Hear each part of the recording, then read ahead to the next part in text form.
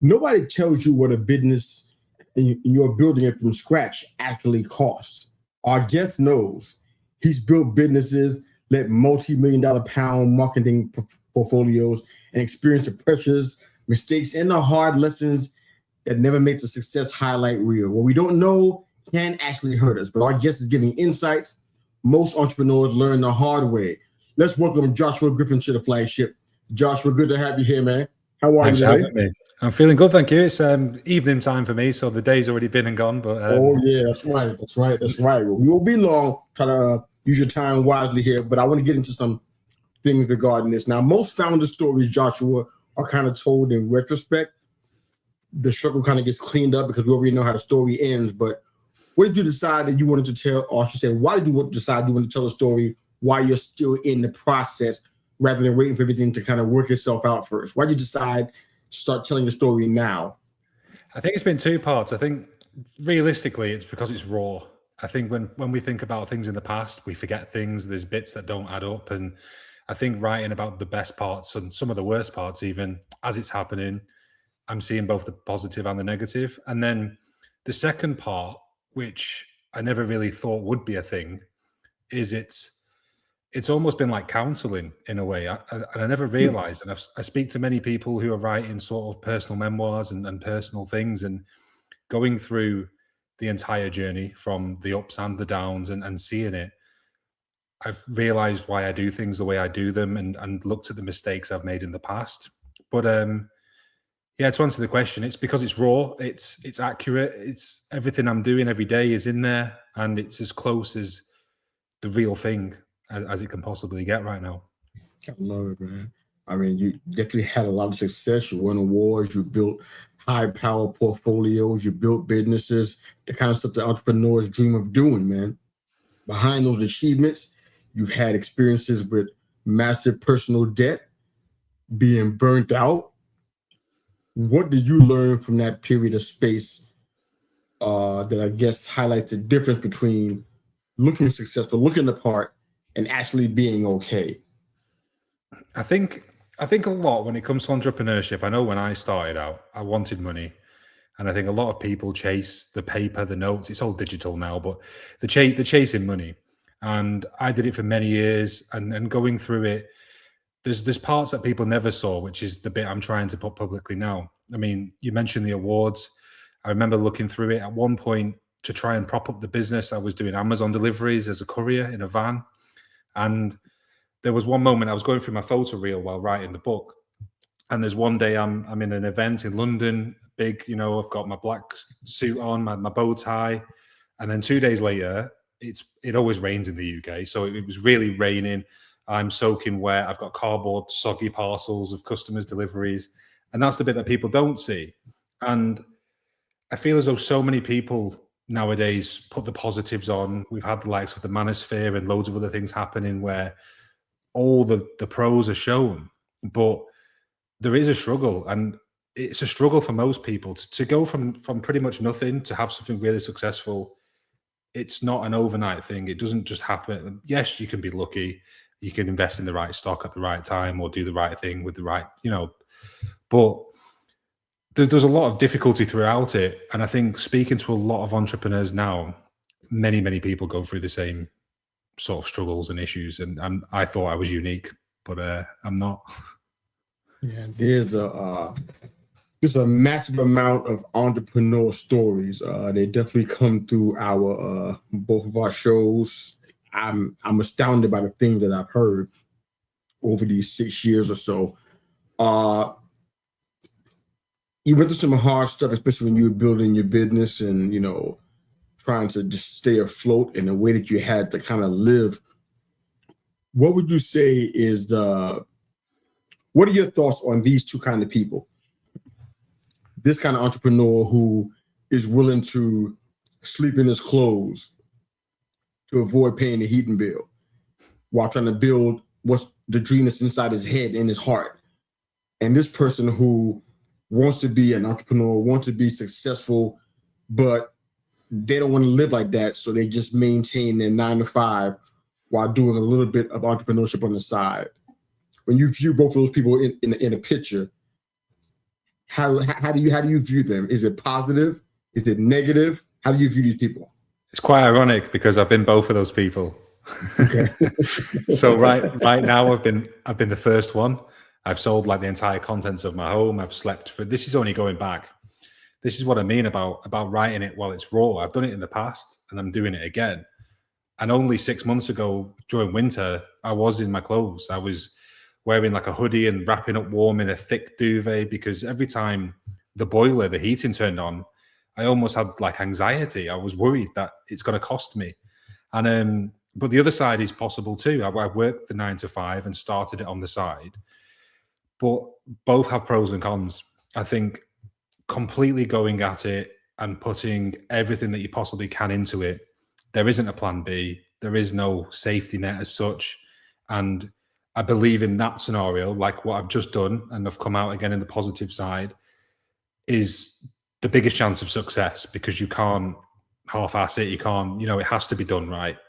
And then on the other side, you can build it that way, but there will come a point of working a full-time job and working the evenings where something has to give, and it will either be the quality of work or how much you can do, or it will be on your own mental health and strain and physically impact you. So I think if you have the correct idea and you've done a bit already, go for it, keep on going. I would probably advise the 9 to 5 first if it's a brand new idea and a brand new thing, and test it and try it. And then by all means, if you know it, you've got a feeling and it's in your heart, it's in your soul, and you want to do it, then completely jump at it, because the worst thing that can happen is you where you were at the start anyway.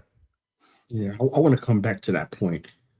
I've rarely seen an entrepreneurship success story where it didn't require the person to really believe in themselves and what they're doing, have a good sense of their why, especially when things aren't working. Back to your point you just made, where do you think the line is drawn between being stubborn and being resilient? We got to understand what that line is and make sure we don't cross over to the wrong side, because that people might say, oh, stubbornness is a positive trait. Our world kind of teaches that, but it's not the truth at all. It's not good for you to be stubborn in relationships, to be stubborn in business and entrepreneurship, or in any way that has to do with other people. So what do you think is the line in between being stubborn and being resilient, especially in entrepreneurship? I think it's a line that becomes very, very fuzzy as you go forward. Definitely, I'd really struggle to pinpoint exactly and finally where that line is. But I believe stubbornness is even when everyone around you is telling you that you're wrong, that you still agree and you still believe. However, there has been resilience in the time of building businesses where everybody around me has told me I'm wrong, and I've proved them all wrong, and it's turned out to be the best thing I've possibly done. So there is a difficulty in sort of fine lining it. I think my first business, everything became merged into one thing. It was my entire life. It took over every single possibility, my evenings, my weekends. If I was at a festival or doing anything, I was on my phone and I never stopped. And I think completely separating your personal life as much as you can. I mean, some people's businesses are personal, and having it split, then in personal life, there's time for resilience and need for it, but I don't think it's needed as much. I think when it comes to business, stubbornness and resilience is kind of the same thing in many regards, because it has to be something that you feel completely inside your own soul and your own mind and heart. And I think if you do, you're going to continue, and that is part of resilience. So I'd really struggle. I think in personal life, try and be open, like relationships are built on two people, and continue in that way, but don't push anything too far when it comes to outside the business. But inside the business, if you feel that it's right, then go for it. Yeah. I mean, a goat would probably ram his head into a wall continually. Knowing it hurts, but they'll keep on doing it. That's kind of the imagery I think about. Yeah. When it comes to being stubborn. If you know something's not good for you, or it's not good for people around you overall, and you keep doing it, that's stubborn. When you had an idea, people said probably wouldn't work, and you kept on doing it anyway, despite all the naysayers and the chatter, that's resilience. So I kind of see those things a little bit differently. That sounds perfect. Perfect analogy. Yeah, I think it's just doing it again, I suppose, is the stubbornness. Even though you've been told it's wrong and you found out it's wrong and you keep doing it, then that is stubbornness and stupidness in some ways. But we all do it. Yeah, absolutely. I love that you share your difficult moments on a public platform, man. You don't have to do that, but you do that. You share your failures, and you're very deliberate about that. What do you think the idea of people chasing overnight success? Social media is really good for helping make entrepreneurship look fantastic. 6-figure months and lap of luxury and freedom and everything. It's a narrative that I think a lot of entrepreneurs struggle with. They believe things they probably shouldn't, in lieu of actually doing the work and putting in the time and the effort. What do you want somebody who's watching, listening to understand about that kind of the messy middle of all of that? What do you want them to understand about that line between working hard and being consistent and allowing yourself to be coached and mentored and and eventually hopefully see that successful end game that you've been waiting for? What would you say to somebody who's struggling to understand that or need to understand it? What would you say? I think the beginning and openings is, I've heard it many times, and it's really hard when you're starting out and you listen to all of these very successful entrepreneurs who are making millions overnight, because the brain will always try and pick the easiest route, and it will take the bit that sounds the best to them, and they will ignore the rest. So there's no way I would ever be able to put anybody off starting a business or stopping them or I don't think telling them it's really hard work and all of this extra time and potential health impacts is a selling point. But I suppose nothing's built overnight, and anything successful, I've heard loads of things over the years when I've been going through difficulty, and they've all stuck. Like diamonds are formed under pressure, and in order to jump back above the water, you have to touch the bottom to jump back up. And I believe all of them are true with entrepreneurship. It's not easy, but I think the most simple answer is, if it was easy, then everybody would do it, and then there would be no room for increasing finances and personal balance, because then everyone would be doing it, and we'd all just get a basic salary for doing it. So that's the main thing I see from it. But I suppose me publicly building and sharing everything that I'm doing and all the things that have happened to me, both negatively and positively, is for the people who they've gone down the pipeline dream, that they've been led astray, that it's easy and you can follow my referral code or this referral code so they make money, and they don't, and they might feel stuck. And I suppose the biggest thing I'm trying to do right now is to tell entrepreneurs who have started with the idea that it's going to be easy, that it's not always easy. In fact, 99.99% it isn't. And that's normal. And it is part of the journey. And I think you look at anything, professional football players and athletes and entrepreneurs, actors, in order to be successful, you have to keep on going and go through a lot. It's not an overnight success.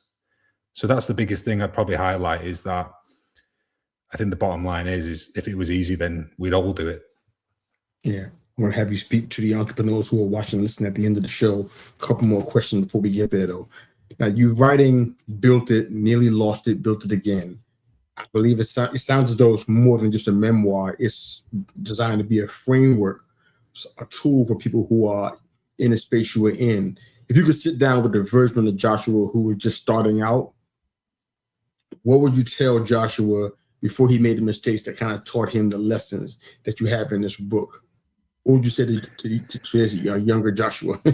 There's far too many lessons in there that I've learned. I think the biggest thing is, I think the biggest one is know when to stop, which is quite ironic that I talk about continue and keep building. But there was a moment, the reason why the first business didn't work so well is because it became insolvent.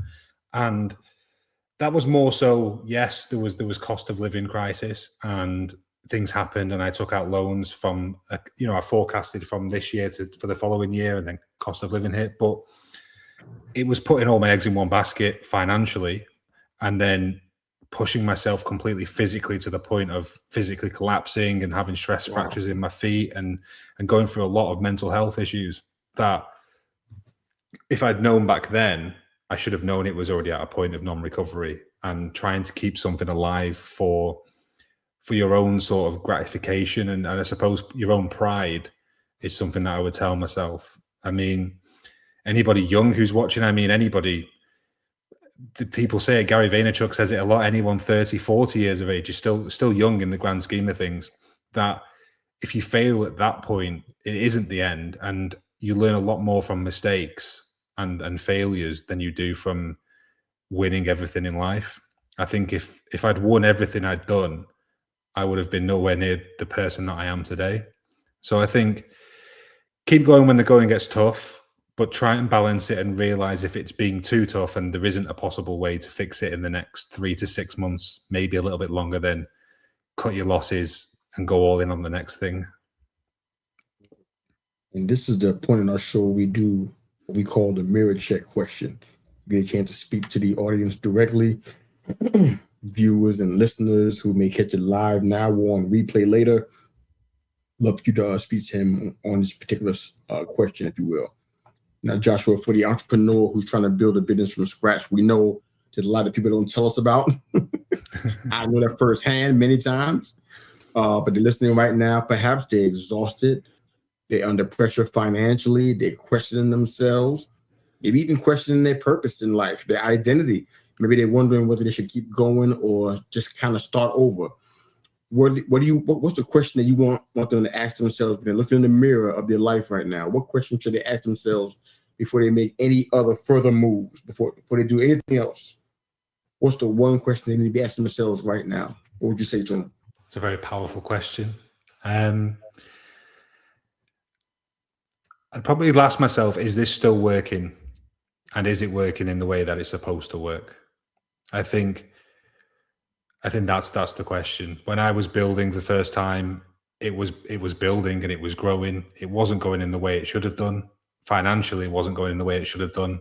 So I might have caught myself back then. I think stay true to what you are building and question yourself every day if it's going in the right direction and if it's growing the way you want it to.